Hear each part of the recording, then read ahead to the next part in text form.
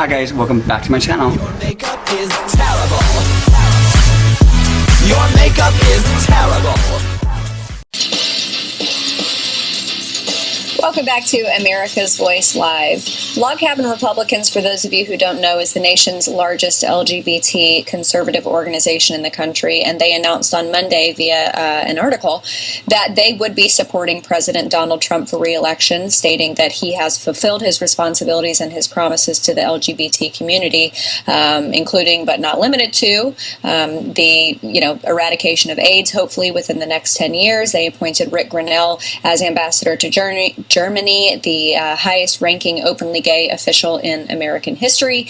And a friend of mine is their spokesperson, Charles Moran. He's spokesperson for Log Cabin Republicans, and he appeared on Fox News. Here's a clip. Like so many disaffected Republicans who have not been comfortable with President Trump and with his record, I look at the question of is America better off now than it was 4 years ago? And is the LGBT community better off now than it was 4 years ago? And under President Trump, the answer is inarguably yes. President Trump was the first person elected to President of the United States who supported gay marriage and also has a background supporting equality issues as a businessman and as a philanthropist, but now also as President of the United States. We always try to follow the rule of trust but verify, and looking at President Trump's appointments, appointing people in our organization, taking meetings with our organization, and just really advancing some of the big causes that are important to the LGBTQ community, such as the elimination of HIV/AIDS in 10 years or the decriminalization of homosexuality internationally.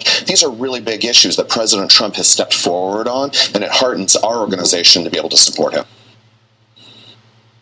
And I want to bring in our next guest, Christopher Drew, the adorable deplorable, to talk about this and more. Christopher, how are you? Good. How are you?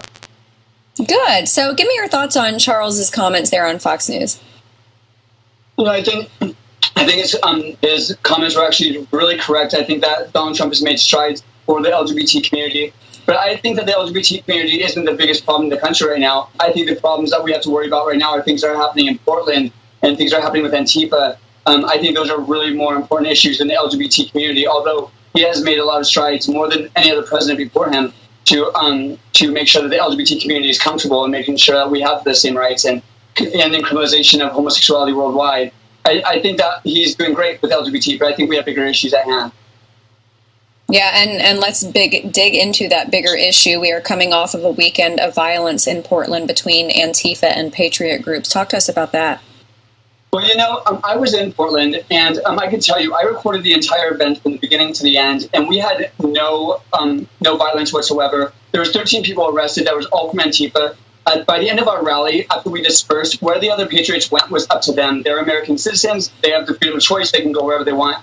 Then I guess some violent things did happen, but it was not a part of our rally. It was not us at the rally at all, and our rally was actually very peaceful. Yeah, well, and I believe that because that seems to be, the MO when these types of clashes take place. It's the masked folks on the left, these Antifa groups, who are the violent ones. And it's amazing to me, the left loves to talk about how open-minded and diverse they are, and yet it appears that the Republican Party, diversity of thought, diversity of skin color, diversity of religion, diversity of sexuality, they're actually becoming the big tent party. Right, and like I said before, I recorded the whole event, and I have it on YouTube as well. When you see any Trump event, you will see people of all nationalities, all backgrounds, all creed, all sexualities, and we even have trans members. So I think that it's a very big false narrative to say that we are white supremacists or anything like that. I think it's more truth to state the truth. The truth is that we come in all shapes and sizes. And when you look at Antifa, they look a little bit more as one demographic of people.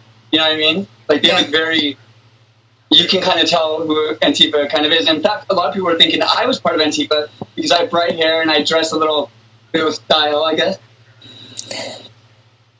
Yeah, and it's so cowardly to me. They wear these masks, and I've spoken, and just very, very briefly, we've got 30 seconds left. For you being a part of that community and being a Trump supporter, on a scale of 1 to 10, how bad is it? I think being a Trump supporter and being a gay person is fine on the right, but on the left is where I get all the hate. But really quickly on that note, I think we should ban the face masks, because at Berkeley, when they did that, we had no more problems. But I think that Portland needs to step up. the mayor needs to do his job, and they need to ban face masks.